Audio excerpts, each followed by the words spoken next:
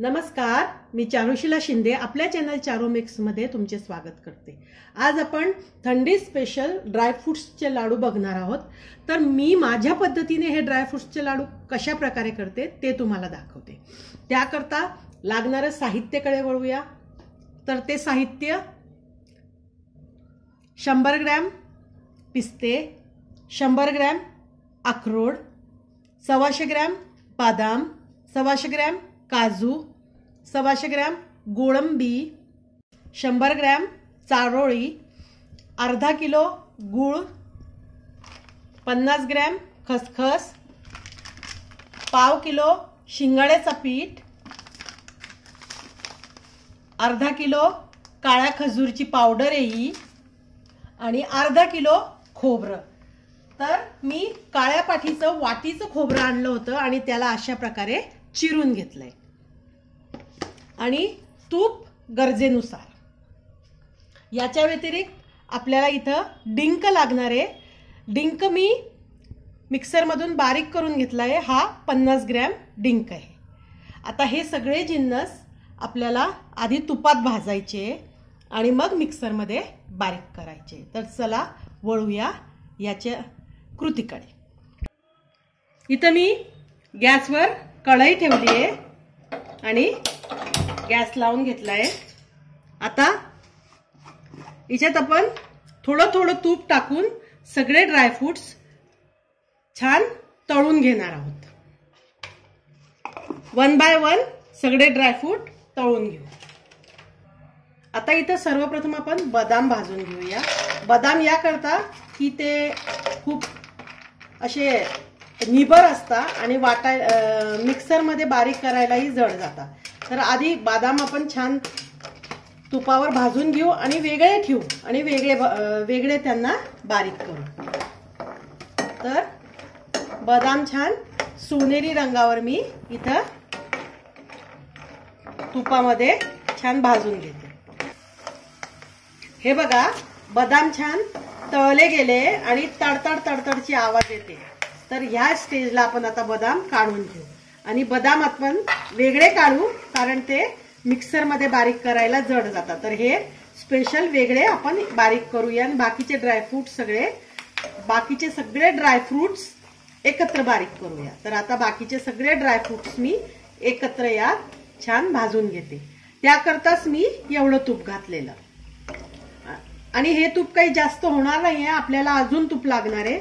कारण असं की लाडू वळायला एवढ्याशा तुपात ते लाडू होणार नाही।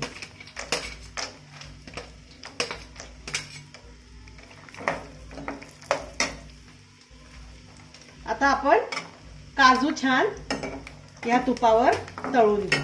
काजू पटकन होता, त्याकरता तुम्ही मंद आचेवर सुद्धा काजू करू शकता। मी मंद आचेवरच काजू तळून घेते। हे बघा, आता मी हे सगळे ड्रायफ्रुट्स एका मोठ्या परातीत काढून घेते कारण हे आपल्याला गार करून मग मिक्सर मध्ये बारीक करायचे। आता अशाच प्रकारे मी सगळे ड्रायफ्रुट्स तुपावर छान तळून घेते। हे बघा, सगळे ड्रायफ्रुट्स मी तळून घेतले। आता आपण डिंक तळूया। तर त्याकरता मी तुपामध्ये थोडा थोडा डिंक टाकून तळून घेणार आहे।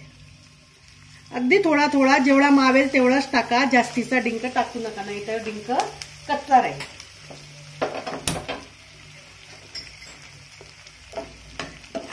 डिंक छान फुलतो। हे बघा किती छान फुललाय।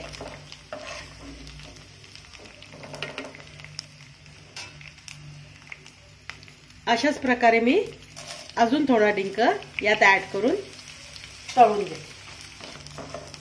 हा डिंक छान तळला गेलाय, याला काढून घेते आणि अशाच प्रकारे मी सगळा डिंक तळून घेते। हा माझा डिंक लाल याच्याकरता दिसतो की हा खैरीच्या लकडीचा डिंक आहे। मला छान लाल डिंक मिळाला खायचा तर मी तो घेऊन आली। तुम्हाला असं नाही मिळाला, आपला रेग्युलर पांढरा मिळाला तरी चालतो। असं काही नाहीये की असाच डिंक हवाय। हे बघा, अशा प्रकारे डिंक सुद्धा तळून झालाय।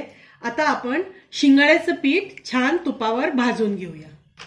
आता ह्या शिल्लक राहिलेल्या तुपामध्येच मी हा शिंगाड्याचं पीठ घालतीये आणि हे आपण शिऱ्याला जसं भाजतो तशा प्रकारे छान खमंग भाजून घेणार आहोत।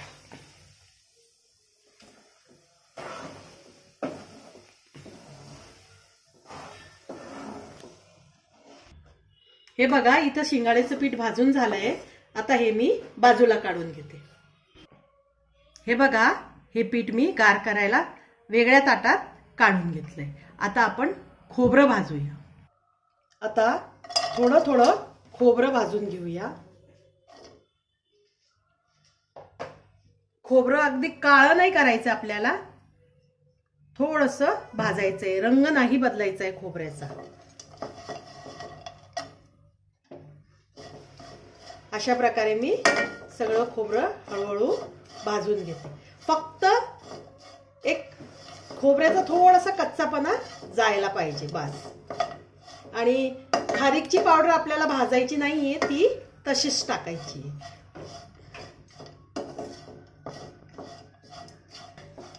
हे बघा खोबरं एवढं भाजायचे। आता मी हे खोबरं काढून घेते। खारीक सोडून आणि खसखस सोडून सगळे जिन्नस भाजून घेतले। इथं सगळे ड्रायफ्रुट्स आणि डिंक भाजून घेतलाय। इथं शिंगाड्याचं पीठ भाजून घेतलंय। इथं खोबरं। आता हे सगळे जिन्नस मी थंड करणार आहे। खोबरं मिक्सर मधून बारीक करून घेणार आहे, ड्रायफ्रुट्सची सगळी पावडर करून घेणार आहे डिंकासकट। आणि आता जी आपली कढई गरम आहे त्यात मी खसखस भाजून घेते आणि शिंगाड्याच्या पिठात मिक्स करून घेते। हे बघा मी इथं खसखस भाजून घेते आणि शिंगाड्याच्या पिठात मिक्स करते। खसखस भाजायला वेळ लागत नाही, खसखस तडतड करायला लागली की समजायचं खसखस भाजली गेली।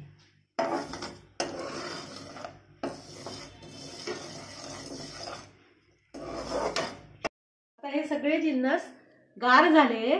यामध्ये खोबरं आणि ड्रायफ्रुट्स मी मिक्सर मधून बारीक करून घेते आणि मग तुम्हाला दाखवते। हे बघा ड्रायफ्रुट्स आणि खोबरं सगळं बारीक करून घेतलंय। आता यामध्ये आपण ही खारीकची पावडर घालूया। खारीकची पावडर आपल्याला भाजायची नाहीये, ही अशीच घालायची। यामध्ये खसखस आणि हे जे शिंगाड्याचं पीठ आपण तुपामध्ये भाजून ठेवलं होतं ते सुद्धा मिक्स करूया।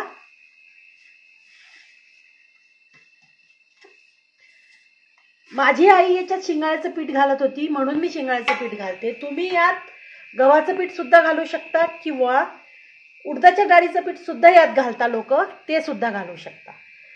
यामध्ये मेथी सुद्धा घालतात, तर मेथीचे लाडू हे मी मागच्या वर्षीचे व्हिडिओ टाकला होता त्यात टाकले। आता यात आपल्याला हा अर्धा किलो गूळ हा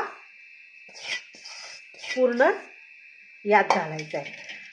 आता तुम्ही म्हणाल एवढ्या पूर्ण सगळ्या मिश्रणाकरता अर्धा किलो गूळ पुरे होईल? हा पुरे होईल, कारण माझी जी खारीक होती ती काळी खारीक होती आणि गोड होती, म्हणून मी गूळ थोडा कमी घेतलाय।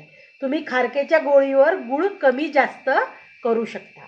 आता अशाच प्रकारे मी ही सगळे जिन्नस एकत्र करून घेते चोळून चोळून। हे बघा मी हाताने छान एकजीव केलंय। आता मी मिक्सरच्या भांड्यातून हे गूळ आणि ड्रायफ्रुट्स आणि खोबरं, खारीक, शिंगाड्याचं पीठ, खसखस हे सगळं एकदा फिरवून घेते, म्हणजे हे सगळं एकजीव होईल आणि मग आपण याचे लाडू वळवूया।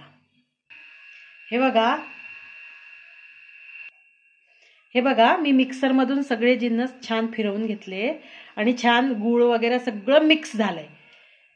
या सगळ्या मिश्रणाकरता मला अर्धा किलो मध्ये थोडं कमी म्हणजे 1.5 पावशेर तूप लागलंय। हे अर्धा किलोच्या प्रमाणात अर्धा किलो खोबरं आणि अर्धा किलो खारीक ह्या प्रमाणात हे लाडू तयार केले।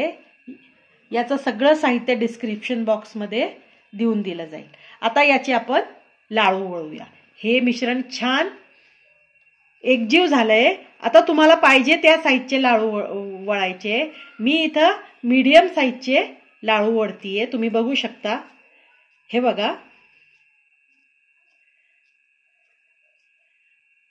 अशा प्रकारचे मी सगळे लाडू वळवून घेते आणि मग तुम्हाला दाखवते. हे बघा, लाडू वळून तयार आहे. अर्धा किलो खोबरं, अर्धा किलो खारीक आणि 125 ग्राम सगळे ड्रायफ्रुट्स आणि अर्धा किलो गूळ, अर्धा किलो तूप, एवढ्या साहित्यात हे मीडियम साईजचे 70 लाडू तयार झाले. हिवाळ्यात हे लाडू खूपच पौष्टिक आहे. याच्याने ताकद मिळते, रोगप्रतिकारक शक्ती वाढते आणि शरीर बळकट होतं.